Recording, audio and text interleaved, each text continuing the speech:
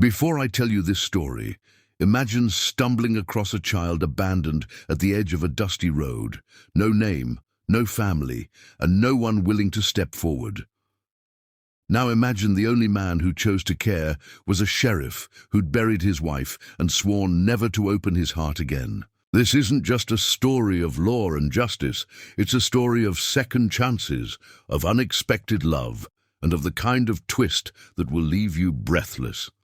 If you believe in redemption, if you believe that sometimes strangers become family, then don't just watch. Subscribe right now, because stories like this will shake your heart and make you stay until the very last word. It began on the outskirts of a small frontier town, a place where secrets hid beneath dust and silence, where everyone knew everyone else's story, except for the little girl found sitting on the back steps of the old church.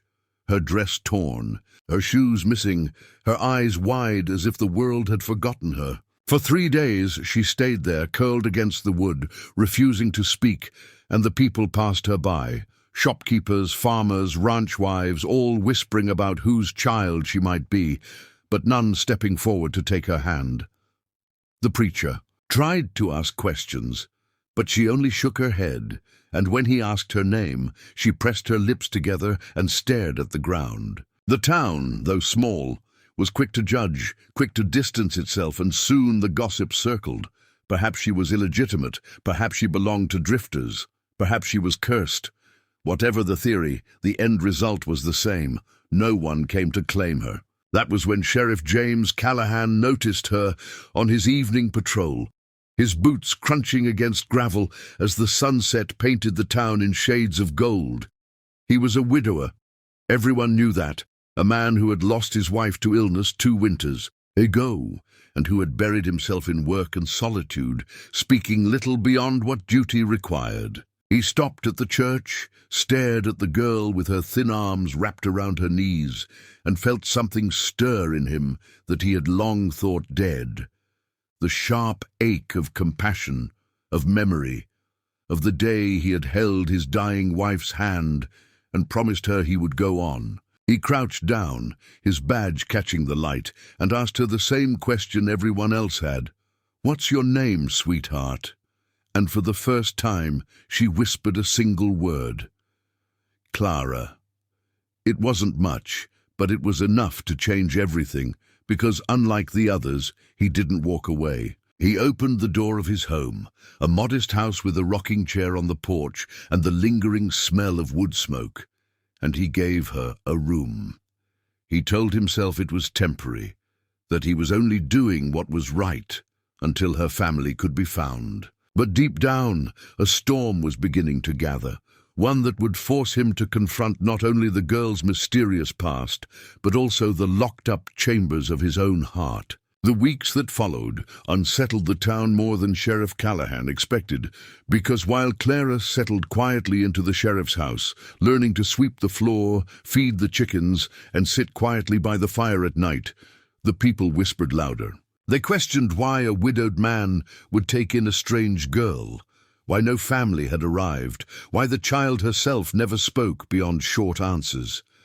James, who had once been respected without doubt, now found his reputation carrying shadows, and, though he pretended not to notice, he felt the distance growing between him and those he had sworn to protect. Still, he couldn't turn her out.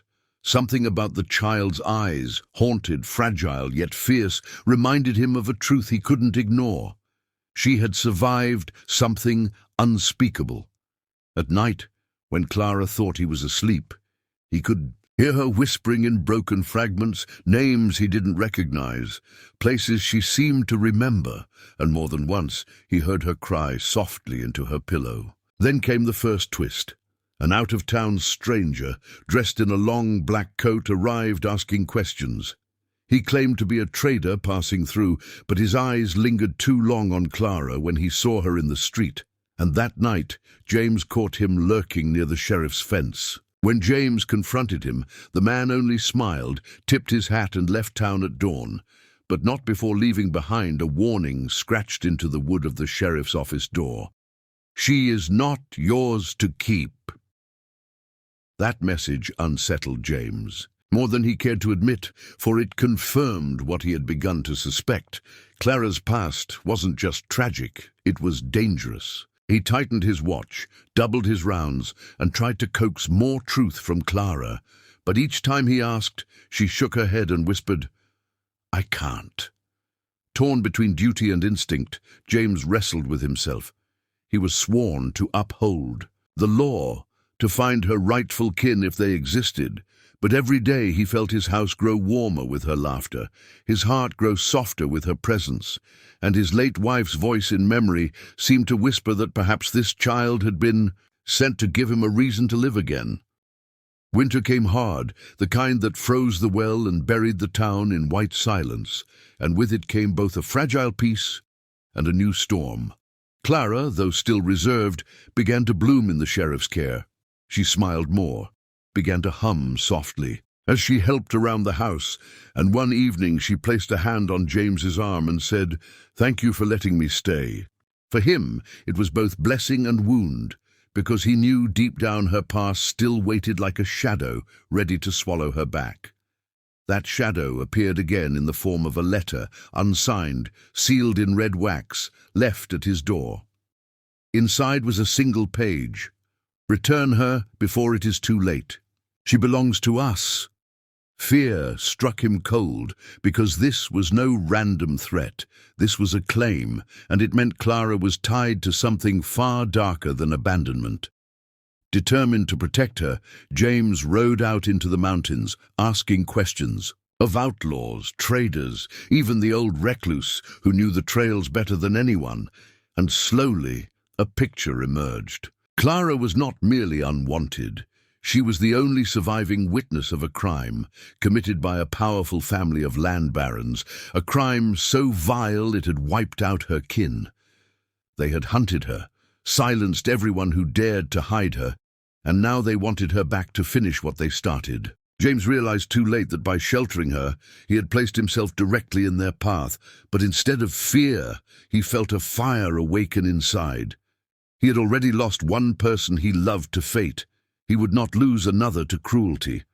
He began training Clara quietly, teaching her how to ride, how to listen for danger, how to trust her instincts. What surprised him most was her resilience. Beneath her frailty was a strength that mirrored his own grief, a will to fight for a chance at life.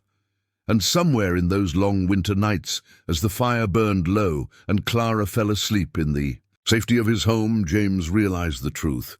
She wasn't just a child he had taken in. She had become family. Spring thawed the land, but not the danger, and soon the reckoning came. The family who wanted Clara sent men into town, armed, ruthless, carrying papers forged to claim guardianship.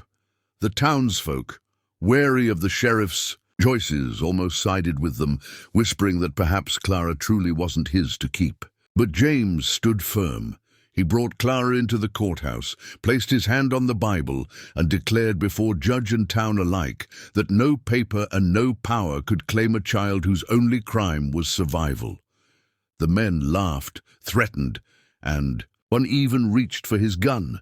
But James was faster, steel flashing, his voice cold as he ordered them out of town. The battle, though, wasn't won in that room. Days later, the men returned at night, setting fire to the barn and circling the sheriff's house. James fought them with everything he had, bullets echoing, fists striking. But the real twist came when Clara herself saved him, darting from the shadows, striking one of the attackers with a lantern, buying him the seconds he needed to end the fight. When dawn came, the men lay bound, the law on James's side, but more importantly, the town had seen the truth. Clara wasn't a curse, she was courage. She wasn't a burden, she was family. Slowly, one by one, the townsfolk stepped forward, offering food, blankets, and finally acceptance. Months later, as the fields bloomed again, James stood on his porch watching Clara chase fireflies in the yard, her laughter rising like music into the evening. He felt the ache of his late wife's memory, but instead of despair, he felt gratitude. He had given a lost child a room, but she had given him something greater, a reason to stay, a reason to live, a reason to love again. And though the scars of danger and grief would always remain, in that moment he knew they had both been saved. Not by law, not by duty, but by the unyielding power of found family.